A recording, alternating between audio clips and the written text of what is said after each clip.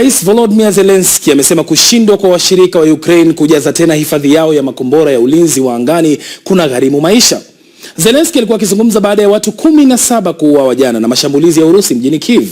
Ukraine imekuwa ikiomba kwa muda mrefu silaha zenye uwezo wa kuzuia makombora yanayoingia ya Urusi, lakini idadi ya makombora hayo katika nchi za magharibi imepungua kwa kiasi kikubwa, hasa kutokana na vita vya Marekani na Israel dhidi ya Iran. Taarifa ya mwandishi wa BBC wa masuala ya ulinzi Jonathan Bell inawasilishwa na Ahmed Bahaj. Hili ndilo suluhisho kuu. Kombora la Patriot lililotengenezwa Marekani, njia bora zaidi ya kuangusha kombora la masafa marefu. Haliji kwa urahisi. Kila kombora lina gharimu takriban dola za Marekani milioni 4 na sasa linapatikana kwa uchache.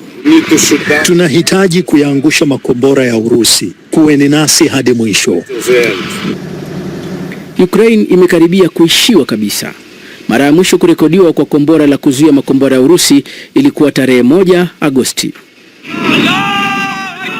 Vita vya Marekani nchini Iran vimefanya hali kuwa mbaya zaidi. Uhaba wa kimataifa wa silaha bora zaidi dhidi ya mashambulizi ya masafa marefu. Ingawa katika mkutano wa kilele wa NATO mwezi uliopita, Rais Trump alionekana kuipa Ukraine suluhisho. Tutawapa kibali cha kuunda Patriot. Tutawaonyesha jinsi ya kufanya hivyo. Ni ngumu sana kwa kweli, lakini mtaelewa ugumu wake haraka. Lakini wiki chache baadaye alibadili msimamo wake na kuweka makubaliano yoyote kuwa ya mashaka. Alisema itakuwa vigumu kutoa teknolojia hiyo.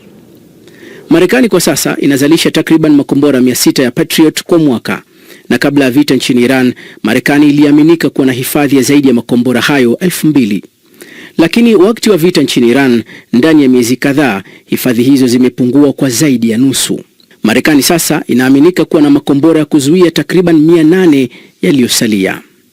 Linganisha hilo na Ukraine, imepokea takriban makombora 600 ya Patriot katika kipindi chote cha miaka 4.5 ya vita vya Urusi.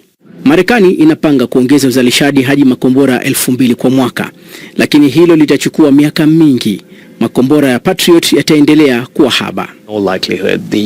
Kutokana na hali halisi, wa Ukraine watalazimika kukabiliana na ukweli kwamba makombora ya Patriot ni adimu sana, kwa sababu hakuna uwezo wa kutosha katika suala la hifadhi zinazopatikana Ulaya kuwapa, na kwa sababu Marekani labda itaweka kipaumbele kwa mambo mengine, hasa kujenga upya hifadhi zake zenyewe. Wakati huo huo, Urusi nayo inaongeza uzalishaji wake wa makombora ya masafa marefu. Sasa inatengeneza takriban 100 kwa mwezi. Ulaya imekuwa ikitengeneza suluhisho lake wenyewe kulingana na kombora lake la Ostar. Sasa nafanya kazi kwenye mpango wa pamoja wa makombora hayo na Ukraine, lakini bado haiwezi kuziba pengo lililoachwa na uhaba wa makombora ya Patriot ya Marekani. Tukigeukia taarifa nyingine sasa, Umoja wa Mataifa unasema kwamba sekta ya mitindo ya mavazi hutoa takriban tani milioni 92 za taka inayotokana na vitambaa kila mwaka. Kiwango kikubwa kikitupwa kwenye maeneo makubwa ya kutupa taka au kuteketezwa moto. Hali hii hutokea mara nyingi katika mataifa yanayoendelea kiuchumi ambayo bado hayana miundombinu ya kutosha kukabiliana na taka. Kwa miongo kadhaa, mataifa ya bara la Afrika yameagiza nguo zilizotumiwa almaarufu kama mitumba kutoka mataifa ya magharibi. Lakini wakosoaji sasa wanasema kwamba Afrika kwa sasa inapokea idadi kubwa ya nguo ambazo tayari zimeshavaliwa kupita kiasi.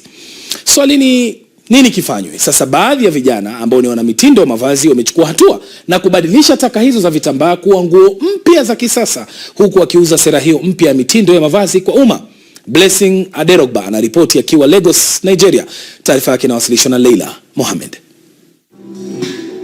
Huenda ukadhani kwamba nguo hizi ni zile ambazo zinauzwa kwa bei ghali kutokana na ubora wa hali ya juu wa ushonaji. Ila usichokijua ni kwamba nguo hizi zimeshonwa kwa vipande vya vitambaa ambavyo vilibakia baada ya nguo nyingine kushonwa awali, au vitambaa ambavyo vilikuwa havionekani kama vina uwezo wa kutengeneza kitu kizuri, hata nguo ambazo zimeshavaliwa tayari, ambazo wakati mwingi hutupwa. Sasa ili kufanikisha hilo, je, wana njia nyingine za kutimiza ndoto hiyo? Nipo hapa katika maonyesho ya mitindo ya mavazi ambayo yametengenezwa kwa vitambaa vilivyotumiwa kwa mara ya pili hapa jijini Lagos, Nigeria. Na hapa nimeshuhudia ubunifu mkubwa unaotumiwa kukabiliana na mojawapo wa changamoto kuu inayokumba sekta hii, taka. Nilishangazwa sana kwa sababu nilitarajia kila kitu kuwa mshono wa vitambaa vipya. Unaponunua nguo mpya, unatarajia kwamba kitambaa kilichotumika ni kipya na hakijawahi kutumika tena na mtu yeyote. Hiyo ndiyo maana ya kuwa na kitu kipya. Nilipogundua kwamba ni vitambaa vilivyotumiwa kwa mara ya pili, nilishangaa sana. Na vilevile nikapendezwa na wazo hilo kwamba unaweza kukiboresha kitu ambacho kinaonekana kimechakaa au ni kibaya, lakini kikawa kitu kizuri na cha kuvutia. Kikubwa kwangu ni kama kitu kizuri. Kwangu mimi siwezi kuwaza mara mbili. Ndiyo, kweli nataka kuonyesha mtindo wa mavazi ambayo pia inalinda mazingira. Lakini nina suala moja muhimu sana ninalozingatia. Lazima liwe ni vazi ambalo linanifaa na kunipendeza, na bila shaka nitalinunua.